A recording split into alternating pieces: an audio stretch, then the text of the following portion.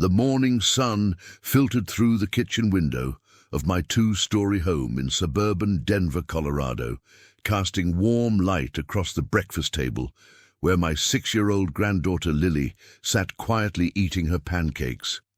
It was a typical Saturday morning in late September, with the crisp autumn air carrying hints of the Rocky Mountain winter to come. My name is Michael Harrison, and at 58, I thought I understood the complexities of family dynamics. After serving 25 years as a police detective and now working as a private investigator, I believed I could read people and situations with professional accuracy, but nothing in my career had prepared me for the strange things my granddaughter had been saying lately. "Grandpa Mike," Lily said suddenly, her fork pausing halfway to her mouth, "when we go see Great-Grandma Rose today, don't bring it." Dudoon. I looked up from the newspaper I'd been scanning, noting the serious expression on her small face. Lily had always been an observant child, but recently she'd been making comments that seemed oddly perceptive for someone her age. "Don't bring what, sweetheart?" I asked, setting down my coffee mug. Lily's green eyes, so much like her late grandmother's, fixed on me with an intensity that was unsettling. "The thing in your briefcase, the thing that makes you angry when you look at it." I felt a chill run down my spine. Lily couldn't possibly know what was in my briefcase, couldn't understand the significance of the investigation files I'd been carrying for weeks, wrestling with whether to show them to my elderly mother. "Lily, honey, I'm not sure what you mean. What thing in my briefcase?" Lily climbed down from her chair and walked around the table to stand beside me. Despite being small for her age, there was something in her posture that reminded me of a seasoned detective delivering bad news. "The papers about Great-Grandma's husband," she said simply. "The ones that prove he's not who he says he is." My hands trembled as I processed what she'd said. How could Lily know about the investigation into my stepfather? I'd been careful to only review the files late at night, long after she was asleep in the guest room she used during her weekend stays with me. The papers Lily was referring to were the results of a private investigation I'd initiated 4 months ago. For years, I'd harbored suspicions about Vincent Romano, who had married my mother when I was 22. My father had died when I was 19, and my mother, devastated by grief and struggling with loneliness, had been grateful when Vincent entered her life, offering companionship and security. But even as a young adult with police academy training, I'd sensed something off about Vincent. He was charming and attentive to my mother in public, but I'd caught glimpses of controlling behavior that set off my professional instincts. There had been subtle manipulation disguised as care, financial control, masked as financial management, and an underlying pattern of isolation that I'd recognized from domestic abuse cases. As a cop, I'd tried to investigate Vincent informally, but he had seemed clean, no criminal record, solid employment history, reasonable explanation for everything. I'd convinced myself that my suspicions were just the natural protectiveness of a son whose mother had remarried. 4 months ago, when my mother began showing signs of cognitive decline, I'd decided to conduct a more thorough investigation using my private investigator resources. What I'd discovered had shaken me to my core. Vincent Romano was not his real name. He was actually Vincent Torino, a man with a documented history of targeting vulnerable older women, marrying them, and systematically draining their assets while maintaining the facade of a loving husband. My mother was his 5th wife in a carefully orchestrated pattern spanning 30 years. The first wife, Eleanor Kowalski, had died under suspicious circumstances 18 months into their marriage, leaving Vincent as the sole beneficiary of her estate. The second wife, Patricia Williams, had suffered what appeared to be a stroke that left her incapacitated, allowing Vincent to assume power of attorney over her finances. She died in a care facility 2 years later, alone and penniless. The third wife, Maria Santos, had simply vanished one day, leaving behind a note saying she was visiting family in Mexico. Her family had never heard from her again, and Vincent had claimed her abandonment as grounds for divorce, keeping all marital assets. The fourth wife, Janet Miller, had died in what was ruled an accidental fall down the basement stairs of their home. Vincent had been the only witness, and he'd inherited everything despite the victim's adult children contesting the will. Now, 15 years later, Vincent was still married to my mother, still playing the devoted husband while I suspected he was preparing for his final act in this long deception. "Lily," I said carefully, "how did you know about the papers in my briefcase?" Lily climbed into my lap, her small arms wrapping around my neck in the way she'd done since she was a toddler. "I heard you talking to the detective lady on the phone," she said, "the one who helps you find bad people." She was referring to Detective Sarah Morales, a former colleague who'd been assisting me with the investigation into Vincent's background. I'd thought Lily was watching cartoons during those conversations, but apparently she'd been listening more carefully than I'd realized. "And last night," Lily continued, "I got up to get water, and I saw you reading the papers in your office. You had the mad face, Grandpa Mike, the same face you get when people do really bad things." I held Lily closer, amazed by how observant children could be, how they absorbed details that adults thought they'd successfully hidden. "Lily, sweetheart, those papers are grown-up business that you don't need to worry about." Lily pulled back to look at me, her expression serious beyond her years. "But they're about Great-Grandpa Vincent, aren't they? About how he hurt other ladies before he married Great-Grandma Rose." I felt my heart stop. How could Lily possibly understand the contents of those files? She couldn't read beyond simple picture books, couldn't comprehend the legal and financial terminology that filled the investigation reports. "Lily, why do you think the papers are about Great-Grandpa Vincent?" Lily was quiet for a moment, as if trying to find the right words to explain something complex. "Because he makes Great-Grandma Rose sad, even when she doesn't know it.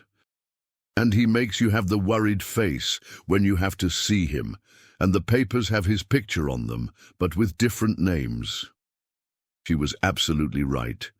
The investigation had uncovered multiple identities Vincent had used over the years, each supported by carefully forged documents and backstories designed to appeal to different types of victims.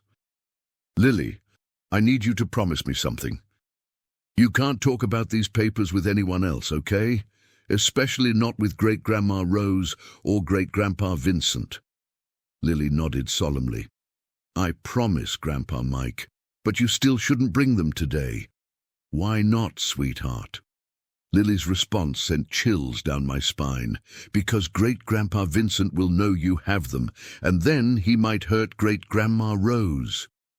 The matter-of-fact way she said it, as if she were commenting on the weather, made it even more disturbing. How could a 6-year-old understand the dynamics of a predatory relationship?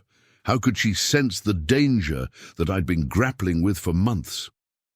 I'd been planning to visit my mother that afternoon, as I did every other Saturday. Vincent usually found reasons to be absent during my visits: golf games, volunteer work, errands that conveniently required several hours away from home. It was during these private moments with my mother that I'd been considering showing her the evidence, hoping to find the courage to reveal the truth about her husband. But Lily's warning gave me pause. What if she was right? What if Vincent somehow sensed that I knew about his past? What if confronting my mother with evidence of his crimes would put her in greater danger? "Lily," I said slowly, "has Great-Grandpa Vincent ever said or done anything that made you feel uncomfortable or scared?" Lily shook her head. "No, he's always nice to me. He gives me presents and lets me pick what we watch on TV, but what? But he watches Great-Grandma Rose all the time. Even when he's pretending to do other things, he's really watching her, and sometimes, when she talks about things from before she knew him, his face gets tight." "Tight how?" Lily scrunched up her face in demonstration, like he's trying not to get angry, like when you're upset about work but don't want me to see. I marveled at Lily's perceptiveness. She'd identified something that had taken me years to recognize: Vincent's constant surveillance of my mother, his need to monitor and control her interactions and memories. And, Lily continued, Great-Grandma Rose used to tell me stories about when she was young, about her adventures and the places she traveled. But lately, she says she can't remember those stories very well anymore. This observation struck me as particularly significant. My mother had always been a wonderful storyteller, regaling me with tales of her youth, her early marriage to my father, and their adventures together. The idea that she was forgetting these stories seemed suspicious, especially given what I now knew about Vincent's pattern of isolating his wives from their past identities. I looked at Lily, this remarkable little girl who seemed to understand things that most adults missed, and made a decision. You're right, Lily. I won't bring the papers today. Lily smiled and hugged me tightly. Good. Today should just be about visiting Great-Grandma Rose and making sure she knows we love her. As we finished breakfast and prepared for our visit, I couldn't shake the feeling that Lily knew more than she was letting on. Her warnings felt less like random observations and more like the insights of someone who'd been quietly analyzing the situation for months. The drive to my mother's house in the foothills west of Denver took about 40 minutes through winding roads that offered spectacular views of the Front Range. Lily sat in her booster seat, quietly looking out the window, occasionally pointing out interesting cloud formations or asking questions about the wildlife we might see. "Grandpa Mike," she said as we pulled into my mother's circular driveway, "remember what I said about the papers?" "I remember, sweetheart. And if Great-Grandpa Vincent asks why you look worried, just tell him you're thinking about a case at work." I glanced at Lily in the rearview mirror, struck again by how mature her advice sounded. Why would he ask me about looking worried? Because he always studies people's faces to figure out what they're thinking, and you look worried when you think about the papers. Lily was absolutely right. I did carry the weight of the investigation findings, the burden of terrible knowledge that I couldn't share. And if Vincent was as observant and manipulative as the evidence suggested, he would definitely notice any change in my demeanor. My mother's house was an elegant two-story colonial in an upscale neighborhood where she'd lived for the past 12 years. Vincent had convinced her to sell the modest ranch home where I'd grown up, claiming that a more prestigious address would better suit their social standing. At the time, I thought it was reasonable. Now I understood it as another form of control, another way to separate my mother from her memories and connections to her life before Vincent. Vincent's Mercedes wasn't in the driveway, which was typical for Saturday afternoons. He always seemed to have pressing commitments that required his absence during my visits, which I'd initially attributed to his respect for family time. Now I suspected it was more about avoiding extended scrutiny from the one person who'd never fully trusted him. Lily and I walked up the curved walkway past the professionally maintained landscaping that looked beautiful, but somehow sterile. Before we could ring the doorbell, the front door opened, and my mother appeared with the warm smile that had been my anchor throughout childhood. "Michael! Lily!" she exclaimed, opening her arms for embraces. "I've been looking forward to your visit all week." My mother, Rose Harrison Romano, was still beautiful at 78, though I'd noticed increasing signs of the cognitive decline that Vincent claimed was early-stage dementia. Her once sharp blue eyes sometimes held a distant quality, and she occasionally struggled to recall details that had once been crystal clear. But her love for her family remained constant and strong. "Where's Vincent today?" I asked, as we settled into the living room that had been redecorated multiple times since my childhood, but never felt quite like home. "Oh, he's volunteering at the hospital today," my mother replied, settling into the cream-colored armchair that Vincent had chosen for her. "He's so dedicated to giving back to the community." I doubted Vincent's motivations for anything were altruistic, but I kept the thought to myself. Lily had settled on the Persian rug near my mother's chair, already engaged in showing her a school art project she'd brought. "Look, Great-Grandma Rose, I painted our family," Lily said, unrolling a piece of paper covered in watercolor figures. My mother leaned forward to examine the painting, her face lighting up with genuine delight. "Oh, Lily, this is beautiful. Tell me about everyone in the picture." Lily pointed to each figure in turn. "That's you, Great-Grandma Rose, and that's Grandpa Mike, and that's Mommy and Daddy, and that's me." I noticed that Vincent wasn't included in the family portrait, which seemed significant given Lily's earlier warnings about him. "Where's Great-Grandpa Vincent?" my mother asked, echoing my observation. Lily looked up at her with that serious expression I'd come to recognize. "He's not in this picture because this is our real family." My mother looked puzzled by the distinction, but I understood exactly what Lily meant. To her 6-year-old mind, Vincent was an outsider, someone who didn't belong in the intimate circle of people who truly loved and cared for each other.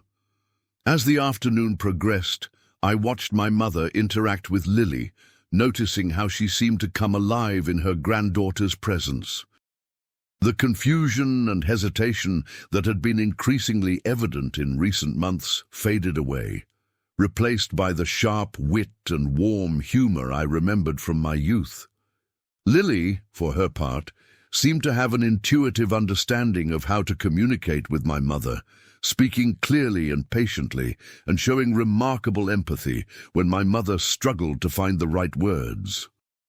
"Great-Grandma Rose," Lily said during a quiet moment, "do you remember the story about when you and Great-Grandpa John went to Europe for your anniversary?" My mother's face brightened immediately. "Oh, yes, sweetie. That was such a wonderful trip. We went to Paris and Rome and London. Your great-grandfather took so many pictures, and we ate the most amazing food." As my mother talked about her travels with my father, I realized it had been months since I'd heard her share these memories. Vincent had a subtle way of steering conversations away from my mother's past, redirecting her attention to present concerns or future plans that inevitably involved his input and guidance. "Did you bring me anything from that trip?" Lily asked with the natural curiosity of childhood. "Oh, yes, I brought you back a beautiful music box from Paris. It plays La Vie en Rose and has a little ballerina that spins when the music plays." Lily looked confused. "But Great-Grandma Rose, I wasn't born yet when you went to Europe." My mother paused, a flicker of confusion crossing her face. "Oh, that's right. I'm sorry, sweetie. Sometimes I get mixed up about when things happened." I felt a surge of anger at how Vincent's constant gaslighting had undermined my mother's confidence in her own memories. She'd brought that music box back for me when I was about 8 years old, and it had sat on my dresser throughout my childhood. But Vincent's systematic manipulation had left her doubting even her clearest recollections. "It's okay, Great-Grandma Rose," Lily said gently. "You brought it back for Grandpa Mike when he was little, didn't you?" My mother's face cleared. Yes, that's right. I brought it back for Michael. He loved that little music box." "What happened to it?" Lily asked. My mother looked uncertain again. I'm not sure. Vincent said we should donate old things to make room for new memories, but I can't quite remember." I felt sick. The music box had been one of my most treasured childhood possessions, a tangible connection to my parents' love and adventures together. The idea that Vincent had convinced my mother to get rid of it, along with probably dozens of other family treasures, was devastating. "Great-Grandma Rose," Lily said with the directness that only children possess, "do you miss having your old things?" My mother's eyes filled with tears. "Sometimes, sweetie. Sometimes I feel like I've lost so many pieces of myself. But Vincent says that's just part of getting older." Iggy, I wanted to tell my mother that losing pieces of yourself wasn't a natural part of aging. It was the result of systematic emotional abuse designed to make her dependent on Vincent for her sense of identity and self-worth. But Lily's warning echoed in my mind. Bringing the investigation papers today would have been a disaster. My mother wasn't ready to hear the truth about Vincent, and confronting her with evidence of his crimes might push her over an emotional edge she might not recover from. As the afternoon wore on, I found myself studying the house more carefully, noting changes that had occurred gradually over the years. Family photographs had been systematically replaced with pictures of Vincent and my mother. Artwork that had belonged to my father had disappeared, and even my mother's furniture had been slowly replaced with pieces that reflected Vincent's tastes rather than hers. It was a methodical erasure of my mother's identity, so gradual that she probably hadn't noticed it happening. But the cumulative effect was that she now lived in a space that contained very little evidence of the 73 years of life she'd lived before meeting Vincent. "Grandpa Mike," Lily whispered when my mother went to the kitchen to prepare snacks. "Great-Grandma Rose is sadder than she used to be." "What do you mean?" "She smiles with her mouth but not with her eyes anymore. And she says sorry a lot, even when she didn't do anything wrong." Lily's observations were devastatingly accurate. My mother had developed a pattern of apologizing for her thoughts, her memories, her preferences, all the things that made her who she was. It was classic behavior from someone who'd been systematically manipulated into doubting her own perceptions and judgments. We were getting ready to leave when my phone buzzed with a text message. I glanced at it discreetly and felt my blood run cold. The message was from Detective Morales. "Vincent Romano's car spotted at private investigator's office downtown. He may be conducting surveillance on you. Be careful." I looked up to find Lily watching me with that serious expression that had become so familiar. "Grandpa Mike," she whispered, "you have the scared face now." She was right. Despite my efforts to hide my anxiety, Lily could read my emotions as clearly as if I'd spoken them aloud. "It's okay, sweetheart," I whispered back. "Let's just say goodbye to Great-Grandma Rose and head home." But as we gathered our things and prepared to leave, I couldn't shake the feeling that our peaceful family visit had been observed and analyzed by someone with deadly intentions. Vincent knew I was investigating him. And if Lily was right about his dangerous nature, that knowledge made my mother more vulnerable than ever. The little girl who had warned me not to bring the investigation papers had been right about more than just the immediate danger. She'd somehow sensed that we were dealing with a predator who would do anything to protect his secrets. And as we drove home through the Colorado foothills, I began to understand that Lily's innocent warnings might be the only thing standing between my mother and a carefully planned destruction. The week following our visit to my mother's house was filled with an undercurrent of tension that I couldn't shake. Every phone call made me jump, every unexpected sound had me checking windows and doors, and I found myself unconsciously scanning for threats wherever Lily and I went together. Lily, for her part, seemed more observant than usual, studying people's faces with the intensity of a trained investigator. During our daily walks to the neighborhood park, she would comment on things that most adults would miss. How the mailman seemed nervous, how the woman walking her dog kept looking over her shoulder, how the man reading a newspaper on the bench wasn't actually reading but watching us instead. "Grandpa Mike," she said on Tuesday evening as I tucked her into bed, "have you talked to the detective lady this week?" She was referring to Detective Morales, and her question reminded me that I'd been avoiding Sarah's calls since Saturday. The knowledge that Vincent was conducting counter-surveillance had left me unsure of how to proceed without putting my mother or Lily in greater danger. "Not yet, sweetheart." "Why do you ask?" "Because I think she needs to know that Great-Grandpa Vincent is getting ready to do something bad." Lily's matter-of-fact delivery of this terrifying observation made it even more chilling. "What makes you think that?" "Because when bad people think someone knows their secrets, they try to make the secrets go away. And sometimes that means making the people who know the secrets go away too." I stared at my 6-year-old granddaughter, wondering how she could possess such sophisticated understanding of criminal psychology. Her insights were more accurate than those of some seasoned investigators I'd worked with. "Lily, has anyone ever taught you about bad people and how they think?" Lily shook her head. "No, I can see it. Like when people smile but their eyes are mean, or when they say nice things but their voice sounds angry underneath." Wednesday morning brought the call I'd been dreading.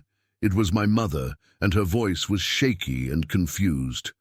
"Michael, I'm sorry to bother you at work, but something strange happened last night, and I can't stop thinking about it." "What happened, Mom?" "Well, Vincent and I were watching the news, and there was a story about elderly people being scammed by people who pretend to care about them. When I mentioned that it made me sad to think about people taking advantage of lonely seniors, Vincent became very upset." My hands tightened on the phone. "What did he say?" "He said I was being naive, and that I needed to be more careful about trusting people. But Michael, the way he said it, it felt like he was warning me about something specific." I felt a chill of recognition. Vincent was testing my mother's loyalty, gauging her reaction to stories about predators who target vulnerable people. It was exactly the kind of psychological manipulation I'd read about in his pattern of behavior. "Mom, did Vincent say anything else?" "He asked me a lot of questions about your visits. He wanted to know what we talked about, whether you'd seemed different lately, whether you'd brought anything with you or left anything behind." My blood ran cold. Vincent was definitely suspicious about my recent behavior, and he was using my mother as an unwitting source of intelligence about my activities. "What did you tell him?" "I said we just talked about family things and that you seemed fine. But Michael, he kept pressing me for details. He wanted to know if you'd asked any questions about our finances or our legal arrangements." This was exactly what Detective Morales had warned me about. Vincent was probing to determine how much I knew about his background and his intentions regarding my mother's assets. "Mom, listen to me carefully. If Vincent asks you any more questions about my visits, just tell him we talked about Lily's school and my work. Don't mention anything about family history or memories, okay?" "Why?" "Michael, you're scaring me. Is there something wrong?" I desperately wanted to tell my mother the truth, but Lily's warnings echoed in my mind.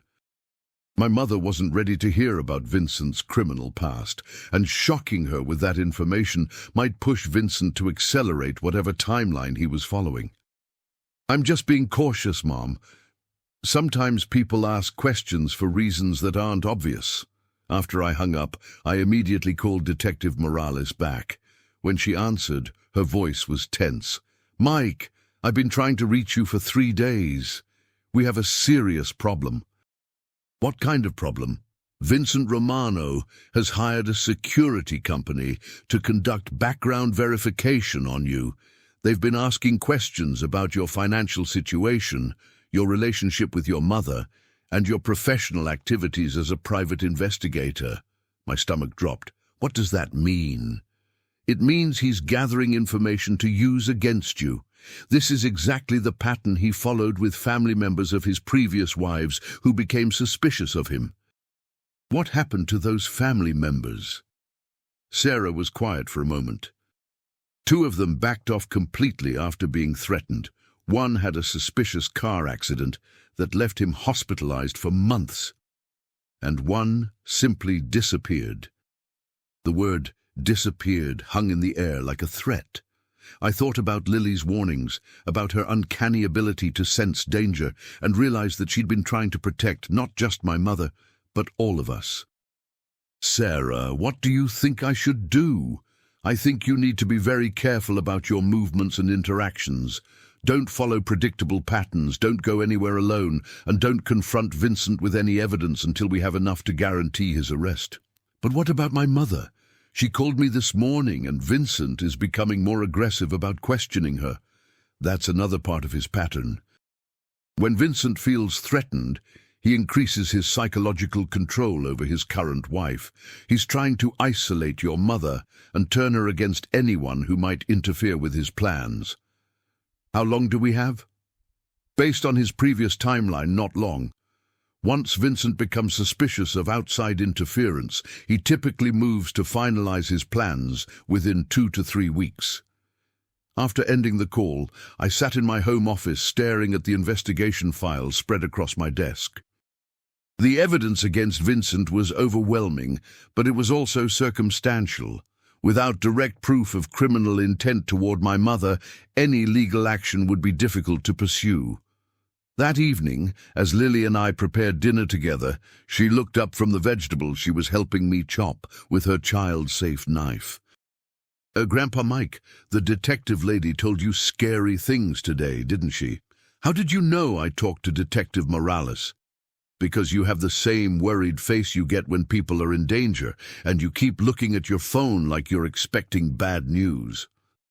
Lily's ability to read my emotional state was both comforting and unsettling.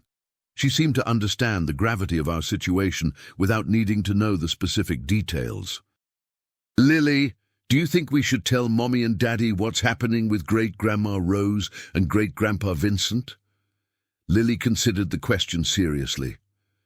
"Will telling them help keep Great-Grandma Rose safe?" "I don't know. It might, but it might also put them in danger." Lily set down her knife and looked directly at me. "Grandpa Mike, I think there are already too many people in danger. Maybe if we tell Mommy and Daddy, we can all work together to protect Great-Grandma Rose." She was right. I'd been trying to handle this situation alone, but Vincent's escalating surveillance meant that isolation was becoming more dangerous than disclosure.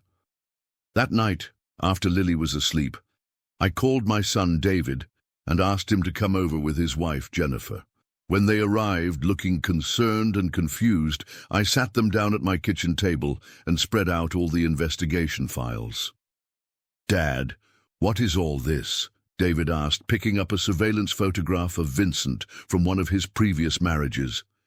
"David, I need you both to listen to everything I'm about to tell you, and I need you to keep an open mind." For the next 3 hours, I walked them through everything I'd learned about Vincent's past, everything Detective Morales had discovered, and everything Lily had observed about Vincent's behavior.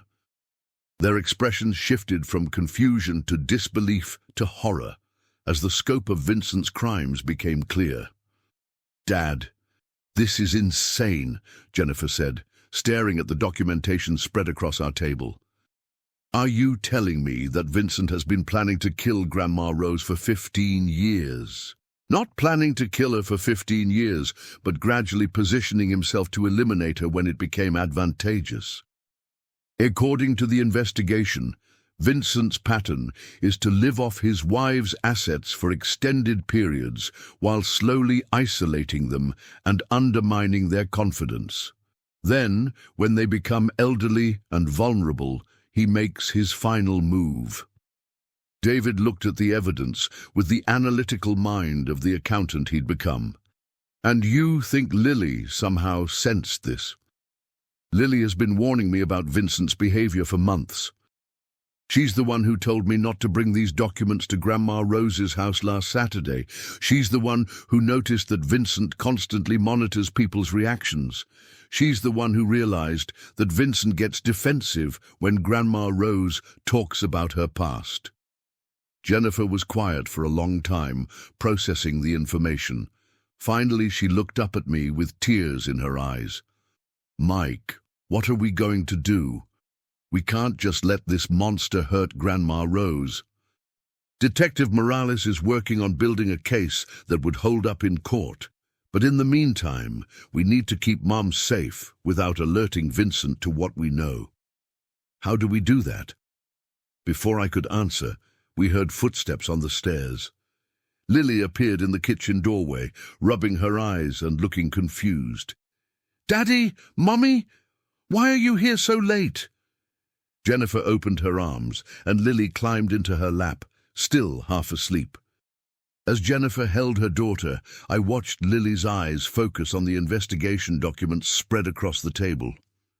"Oh," Lily said softly, "you told Daddy and Mommy about Great-Grandpa Vincent." David looked down at Lily with amazement. "Lily, do you understand what these papers are about?" Lily nodded solemnly. "They're about the bad things Great-Grandpa Vincent did to other ladies before he married Great-Grandma Rose. And they're about how he's planning to hurt Great-Grandma Rose too." Jennifer's face went pale. "Lily, how do you know that?" "I told you, Mommy, I can see when people are pretending to be nice, but are really mean inside. And Great-Grandpa Vincent pretends a lot." David looked at me over Lily's head with an expression of wonder and fear. "Dad, what kind of child have we raised?" "A very special one," I said, reaching over to smooth Lily's hair. "One who might be the key to saving your grandmother's life." Lily looked up at all of us with those clear green eyes that seemed to see everything. "We need to make a plan," she said in her matter-of-fact way, "because Great-Grandpa Vincent is getting ready to do something really bad really soon." "How do you know that?" David asked. "Because he's scared now, and when bad people get scared, they do bad things faster." As I looked at my son, daughter-in-law, and granddaughter sitting at my kitchen table, surrounded by evidence of a decades-long conspiracy to commit murder, I realized that Lily had been right about everything from the beginning. She'd sensed Vincent's true nature, she'd recognized the danger he posed, and she'd been trying to protect all of us with her innocent warnings. Now the question was whether a 6-year-old's intuition would be enough to stop a killer who had been perfecting his methods for over 30 years. But looking at Lily's determined expression as she studied the investigation files, I felt a surge of hope. This remarkable little girl had already saved us from making critical mistakes. Maybe, with her insights guiding us, we could find a way to save my mother and bring Vincent to justice. The game was becoming more dangerous, but we were no longer playing alone. The plan we developed over the next few days was risky, but Lily's insights had convinced us that we were running out of time. Detective Morales had confirmed that Vincent was indeed accelerating his activities. He'd been seen meeting with estate planning attorneys about updating Rose's financial arrangements, and had made inquiries about several high-end memory care facilities that specialized in secure environments for patients with advancing dementia. He's setting up the legal framework to either gain complete control of your mother's assets or to have her committed, Detective Morales explained during a meeting at my house. Once he has legal authority over her finances and medical decisions, she'll be completely vulnerable. Lily had listened to this conversation from the top of the stairs, and afterward, she'd come to me with a proposal that was both brilliant and terrifying. "Grandpa Mike," she'd said, "what if we made Great-Grandpa Vincent think that Great-Grandma Rose was remembering things he doesn't want her to remember?" "What do you mean?" "What if we helped Great-Grandma Rose remember about the music box and the other things that got thrown away? And what if Great-Grandpa Vincent thought she was starting to figure out that he made those things disappear?" I'd stared at Lily, amazed once again by her ability to think strategically about complex situations. "Lily, that's actually a very clever idea, but it would be dangerous for Great-Grandma Rose." "Everything is dangerous for Great-Grandma Rose now," Lily had replied with the stark honesty that only children possess. "But this way, maybe we can trick Great-Grandpa Vincent into doing something that the police can catch him doing." After extensive discussions with Detective Morales and my family, we decided to implement Lily's plan. The idea was to convince Vincent that my mother was recovering memories and gaining insights that might threaten his control over her. We hoped this would force him to act rashly, potentially providing the evidence needed for his arrest. The first phase of the plan involved me visiting my mother alone on a Wednesday afternoon, when Vincent was supposedly at his weekly volunteer commitment at the hospital. Detective Morales had confirmed that Vincent's surveillance team would be watching my visit, which was exactly what we wanted. I found my mother in her sunroom, working on a jigsaw puzzle with the focused concentration she'd always brought to detailed tasks. She looked up as I entered, her face brightening with genuine pleasure. "Michael, what a wonderful surprise. I wasn't expecting you until Saturday." "I was in the neighborhood and thought I'd stop by," I said, settling into the chair across from her. "Mom, I've been thinking about some of the things we talked about last week, about your memories and the stories you used to tell." My mother's expression immediately became cautious. "Oh, I don't know if I should dwell on those things. Vincent says it's not healthy for me to live in the past." "Mom, what if I told you that I've been doing some research and I found some of your old belongings that Vincent said were lost?" I pulled out a small box that I'd carefully prepared, containing items that Detective Morales had helped me locate through estate sale records and online marketplaces, items that had once belonged to my mother but had mysteriously disappeared over the years. My mother's eyes widened as she opened the box and saw the small silver locket that had belonged to her mother, a fountain pen that had been my father's favorite, and several photographs from her youth that I'd managed to track down through family connections. "But Vincent said these were lost in the move," she whispered, her hands trembling as she held the locket. "Vincent was wrong, Mom. These things weren't lost. They were sold. I found them through estate sale records and had to buy them back." Tears began streaming down my mother's face. "Michael, I don't understand. Why would Vincent tell me they were lost if he knew where they were?" "I think Vincent has been making decisions about your belongings without your knowledge or consent, and I think he's been telling you that your memories are unreliable to make you doubt your own perceptions." My mother stared at the recovered items, and I could see her mind working to process this new information. "But why would he do that?" "I don't know yet, Mom, but I think we need to be very careful about what we say to Vincent until I can figure out what's been happening." As we talked, I could feel unseen eyes watching us from somewhere nearby. Vincent's surveillance team was undoubtedly recording our conversation, which meant that Vincent would soon know that my mother was recovering memories and possessions that threatened his carefully constructed narrative. The second phase of the plan was implemented that evening when Lily and I had dinner with my mother while Vincent was at his weekly poker game. We'd coordinated the timing carefully, ensuring that Vincent would return home just as we were discussing the recovered items. "Great-Grandma Rose," Lily said as we sat around the dining room table. "Grandpa Mike told me he found some of your special things that you thought were lost." My mother smiled, her confidence in her memories growing stronger throughout the day. "Yes, sweetie. I can't believe Vincent was wrong about them being lost. I was so sad when I thought they were gone forever." "Why do you think Great-Grandpa Vincent told you they were lost if he knew where they really were?" It was a direct question that cut right to the heart of the matter. My mother looked confused and troubled.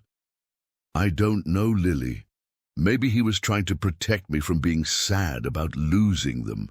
But wouldn't it make you happier to have them back instead of thinking they were gone?" My mother was quiet for a moment, clearly struggling with the implications of Lily's logic. Yes, I suppose it would. At exactly 7:30, we heard Vincent's car in the driveway.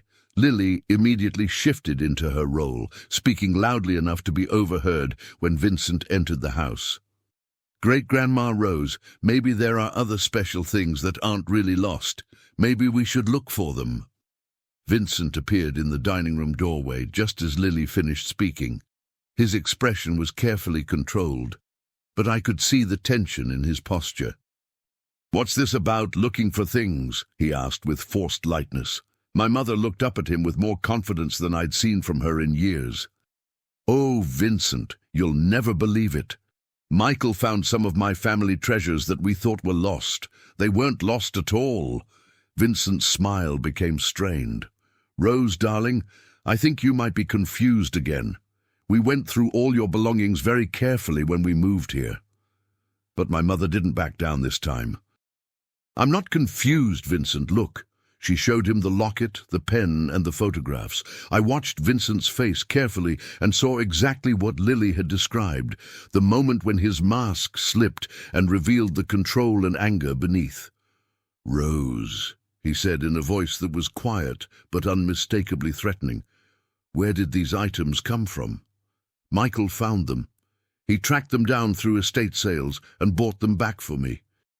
Vincent's attention shifted to me, and I saw that predatory calculation that Detective Morales had warned me about. "Michael, that was very thoughtful of you, though I'm curious how you knew to look for these specific items." The question was a test, designed to determine how much I knew about Vincent's systematic disposal of my mother's belongings. "Mom mentioned missing them," I said carefully. "I thought it would be nice to try to replace them if possible." "And you just happened to find the exact same items through estate sales?" There was no mistaking the suspicion in Vincent's voice now. He knew I was lying, but he couldn't be sure how much I actually knew. Lily stood up from her chair and moved to my mother's side. "Great-Grandpa Vincent, why are you upset that Great-Grandma Rose got her special things back?" The directness of Lily's question hung in the air like a challenge. Vincent stared at her with unconcealed hostility. "I'm not upset, Lily. I'm just concerned that your great-grandmother might be getting her hopes up about recovering things that are better left in the past." "But why is it better to leave them in the past if they make Great-Grandma Rose happy?" Vincent's composure was cracking. "Some things from the past can be complicated. Sometimes it's healthier to focus on the present. But Great-Grandma Rose's past belongs to her, doesn't it? Shouldn't she get to decide what she wants to remember?" I watched this exchange with amazement. Lily was systematically dismantling Vincent's justifications for controlling my mother's access to her own history, and she was doing it with the innocent logic that was impossible to argue against without revealing his true motivations. Vincent moved toward Lily with a suddenness that made my protective instincts flare. "Young lady, I think you're asking questions that are far too sophisticated for someone your age." I stepped between Vincent and Lily, my hand instinctively moving to the concealed recording device that Detective Morales had given me. "Vincent, there's no need to get upset with Lily. She's just curious." "Curious children sometimes learn things that aren't good for them," Vincent replied, his voice carrying an unmistakable threat. My mother looked between Vincent and me with growing alarm. "Please don't fight. I don't understand why everyone is getting upset." Lily took my mother's hand. "Nobody's upset with you, Great-Grandma Rose. You didn't do anything wrong." Vincent's face had gone white with rage. "I think this conversation has gone far enough. Michael, perhaps you and Lily should go home now." It wasn't a suggestion. It was a command delivered with an undertone of menace that made my skin crawl. "Of course," I said, gathering our things, while keeping myself between Vincent and Lily. "Mom, we'll see you soon." But as I reached for my jacket, Vincent's voice stopped me.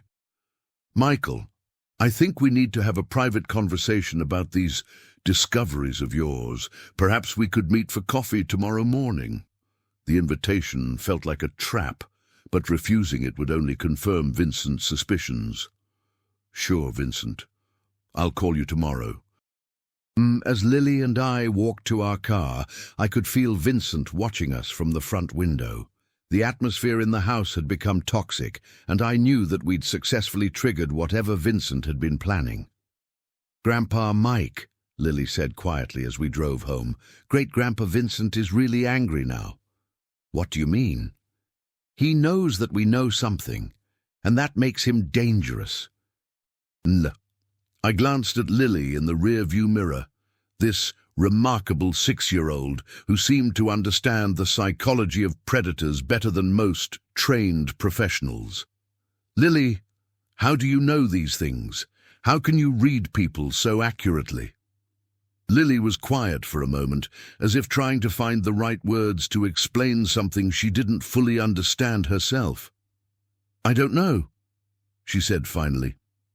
I can see when people's outsides don't match their insides. And Great-Grandpa Vincent's outside is really different from his inside." As we drove home through the Denver evening, I realized that Lily's warnings had been more than childish intuition. They had been accurate assessments of a dangerous situation that was now reaching its climax. The recording device in my jacket had captured Vincent's threats, but I knew it wouldn't be enough to arrest him. We needed him to do something more overtly criminal, something that would provide irrefutable evidence of his intentions. And based on Vincent's reaction to tonight's confrontation, I was certain that he was already planning his next move. The question was whether we'd be ready for it. The next morning brought an urgent call from Detective Morales that confirmed our worst fears. Vincent had been extremely busy overnight, and his activities suggested that he was preparing to make his final move against my mother. "Mike, Vincent Romano spent 3 hours at a 24-hour copy center last night," Sarah reported. "Security cameras show him making multiple copies of legal documents and what appeared to be medical records." "What does that mean?" "It means he's probably preparing to have your mother declared mentally incompetent. If he can convince a judge that she's suffering from severe dementia, he can gain legal conservatorship over her person and property." I felt sick. How quickly could that happen?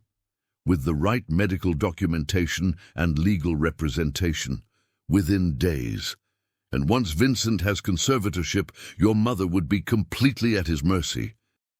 After hanging up, I found Lily in the kitchen, eating cereal and studying my face with that serious expression I'd come to associate with her most perceptive observations.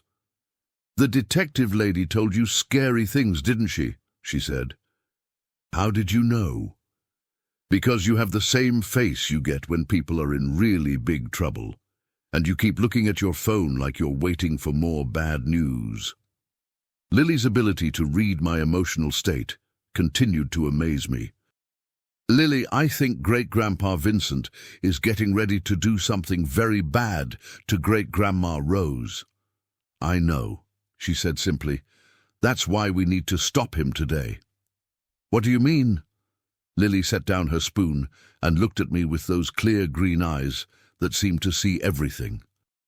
"Grandpa Mike, remember how you taught me that sometimes police officers have to be brave and put themselves in danger to protect people who can't protect themselves?" "Yes, but Lily..." "Well, Great-Grandma Rose can't protect herself from Great-Grandpa Vincent, so we have to be brave and protect her." I stared at my granddaughter, this 6-year-old who was calmly discussing putting herself in danger to save her great-grandmother.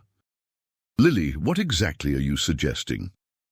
"I think we should go visit Great-Grandma Rose this morning, and I think we should bring the recording thing that the detective lady gave you, and I think we should ask Great-Grandpa Vincent some questions that will make him tell the truth about what he's planning to do." It was a dangerous plan, but as I thought about it, I realized that Lily was right. Waiting for Vincent to make his move would give him the advantage of choosing the time and circumstances, but if we confronted him directly, with recording equipment running, we might be able to force him to reveal his intentions in a way that would provide legal evidence. Lily, if we do this, it could be very dangerous. Vincent might try to hurt us. He might try to hurt us anyway, Lily replied, with the stark logic of childhood. But if we do it now, maybe the police can catch him before he hurts Great-Grandma Rose. An hour later, Detective Morales arrived at my house with backup recording equipment and a detailed plan for our confrontation with Vincent. She would be positioned outside my mother's house with a surveillance team, ready to intervene if the situation became dangerous. "Mike, I have to advise against bringing Lily into this situation," Sarah said as we prepared the recording devices. "Vincent has already demonstrated hostility toward her, and cornering him could make him violent." "I know the risks," I replied, "but Lily has insights into Vincent's psychology that none of us possess, and frankly, she's been right about everything so far." Lily looked up from the coloring book she'd been working on while we talked. "Detective Morales, don't worry about me. I know how to stay safe around bad people." Sarah looked at Lily with a mixture of admiration and concern. "How do you stay safe around bad people, Lily?" "You watch their hands and their eyes, and you stay close to the good people who can protect you, and you ask questions that make the bad people so angry that they forget to pretend to be nice." It was a surprisingly sophisticated understanding of how to handle dangerous situations, and it came from a 6-year-old who should have been worried about homework and playground politics rather than serial killers and psychological manipulation. The drive to my mother's house felt longer than usual, weighted with the knowledge that we were deliberately walking into a confrontation that could end in violence. Lily sat quietly in her booster seat, occasionally making observations about the changing weather or the houses we passed, but I could see that she was more alert than usual, studying every car and person we encountered. "Grandpa Mike," she said as we pulled into my mother's driveway, "Great-Grandpa Vincent's car is here, but it's parked differently than usual." She was right. Vincent's Mercedes was positioned closer to the street, as if he were preparing for a quick departure. It was a small detail that I might have missed, but Lily's observational skills were sharper than mine. We approached the front door, and I activated the recording device concealed in my jacket.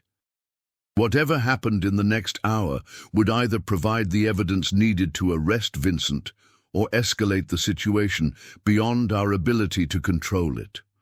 My mother answered the door, looking confused and distressed. "Michael? Lily? I wasn't expecting you today." "We wanted to see you, Mom. Is Vincent here?" "Yes, he's in his office on a very important phone call. He said I shouldn't disturb him." Lily and I exchanged glances. Vincent's important phone call was probably related to his plans for my mother's legal status. "Mom, could we sit down and talk for a few minutes? There are some things I need to discuss with you." We settled in the living room, and I pulled out the additional items that Detective Morales had helped me recover. More photographs, documents, and personal effects that Vincent had systematically removed from my mother's life. "Mum, I found more of your belongings. Look." My mother's face lit up as she examined family photographs spanning decades, documents related to her volunteer work with various charities, and personal letters from friends who had mysteriously stopped visiting after her marriage to Vincent. "Michael, I don't understand. Vincent told me all these things were lost or destroyed." "They weren't lost, Mum. Vincent has been deliberately removing pieces of your past to make you dependent on him for your sense of identity." My mother stared at the evidence spread across her coffee table. "But why would he do that?" "Because, Mom, Vincent isn't who he claims to be." At that moment, Vincent appeared in the living room doorway, his face a mask of controlled fury. That's a very serious accusation, Michael. I stood up, positioning myself between Vincent and Lily, who had moved to sit beside my mother on the sofa. It's not an accusation, Vincent. It's a fact. Really? And what facts do you think you have? This was the moment we'd been preparing for. I pulled out the investigation file and spread the most damning documents across the coffee table. I have facts about your real name, Vincent Torino. I have facts about your previous wives, Eleanor Kowalski, Patricia Williams, Maria Santos, and Janet Miller. I have facts about how each of them died or disappeared under suspicious circumstances after you'd gained control of their assets. Vincent's composure finally cracked completely. You have no idea what you're talking about. I have police reports, financial records, and testimony from investigators who've been tracking your activities for years. My mother looked between Vincent and me with growing horror. Vincent, is this true? Vincent's attention shifted to my mother, and I saw the predatory calculation that Detective Morales had warned me about. Rose, darling, Michael is having some kind of breakdown. These are all lies designed to turn you against me. But Lily stood up from the sofa and moved to stand in front of my mother's chair. Great-Grandma Rose, they're not lies. Great-Grandpa Vincent has been pretending to love you while he was really planning to hurt you. Vincent stared at Lily with unconcealed hatred. You little brat, you've been poisoning everyone's mind with your ridiculous fantasies. They're not fantasies, Lily replied calmly. I can see what you really are under your pretend nice face. Vincent moved toward Lily with sudden violence, but I intercepted him, grabbing his arm before he could reach her. Stay away from my granddaughter, I warned. Vincent jerked his arm free and backed away, his mask completely gone now. You have no idea what you've done, Michael. You've destroyed everything I've worked for. You mean you've destroyed everything you've stolen? Those women were weak, pathetic creatures who needed someone to take care of them. I gave them purpose. I gave them meaning. You gave them death. Vincent's laugh was cold and bitter. Death is just the final transaction in a very profitable business model. I realized that Vincent was essentially confessing to multiple murders, and the recording device in my jacket was capturing every word. But I also realized that his confession meant he had nothing left to lose. Mom, I said, not taking my eyes off Vincent, I need you to take Lily and go upstairs to your bedroom. Lock the door and don't come out until I tell you it's safe. But Vincent moved to block their path to the stairs. Nobody's going anywhere until we settle this family discussion. He reached into his jacket and pulled out a small revolver, pointing it in our general direction. Rose, darling, it seems your son has discovered some inconvenient truths about our marriage. My mother stared at the gun in shock. Vincent, what are you doing? I'm protecting our relationship from people who want to destroy it. Lily stepped forward, apparently unafraid of the weapon pointed at us. Great-Grandma Rose, this is what I was trying to warn everyone about. Great-Grandpa Vincent is a very bad man who hurts people. Vincent swung the gun toward Lily. Shut up, you little monster. Don't you dare point that gun at my granddaughter, I shouted, moving to shield Lily with my body. Your granddaughter has caused me nothing but trouble. Maybe it's time she learned to keep her mouth shut permanently. At that moment, the front door burst open, and Detective Morales entered with 2 uniformed officers, their weapons drawn. Vincent Torino, drop the weapon and put your hands in the air. Vincent spun around in surprise, still holding the gun. You have no authority here. We have a warrant for your arrest on charges of murder, fraud, and conspiracy. Drop the weapon now. For a moment, Vincent seemed to consider his options. Then, with the calculated coldness that had characterized his entire criminal career, he turned the gun toward my mother. If I can't have her, nobody can. But before he could pull the trigger, Lily did something that surprised everyone in the room. She ran directly at Vincent, shouting at the top of her lungs, "You leave my great-grandma alone!" Vincent was so startled by the 6-year-old charging at him that he hesitated for just a moment, long enough for Detective Morales to tackle him and wrestle the gun away. As Vincent was handcuffed and read his rights, he looked at Lily with a mixture of rage and bewilderment. How? How did a child see through everything when adults couldn't? Lily looked back at him with those clear green eyes that had seen his true nature from the beginning. Because I pay attention to what people really are, not what they pretend to be. As the police led Vincent away, still protesting his innocence despite the recorded confession, I realized that Lily's innocent warnings had saved not just my mother's life, but potentially the lives of future victims who would never know how close they'd come to Vincent's predatory attention.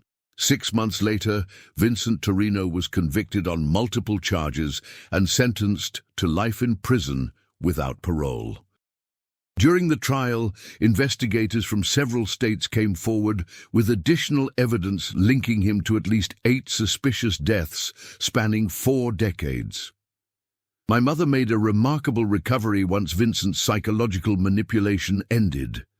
Her memory improved, her confidence returned, and she began rebuilding relationships with friends and family members who had been systematically excluded from her life during her marriage to Vincent. Lily had been right about everything. Her childish observations had exposed a sophisticated criminal enterprise.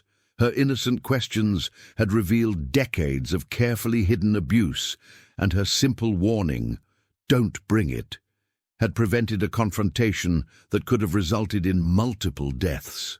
As I tucked Lily into bed one evening several months after Vincent's arrest, she looked up at me with those remarkable eyes that seemed to see everything.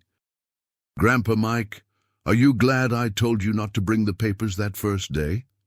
"Yes, sweetheart, you saved all our lives." Lily smiled and snuggled deeper into her blankets. "I'm glad Great-Grandma Rose is happy now, and I'm glad the bad man can't pretend to be nice anymore." As I turned off her bedroom light, I reflected on the wisdom that sometimes comes from the most unexpected sources. Lily's childish warnings had exposed decades of carefully concealed evil, proving that sometimes the most important insights come from people who see the world without the filters that adults use to rationalize away uncomfortable truths. The little girl who had said, "Don't bring it," had taught us all that protecting the people we love sometimes requires listening to warnings that don't make sense until it's almost too late.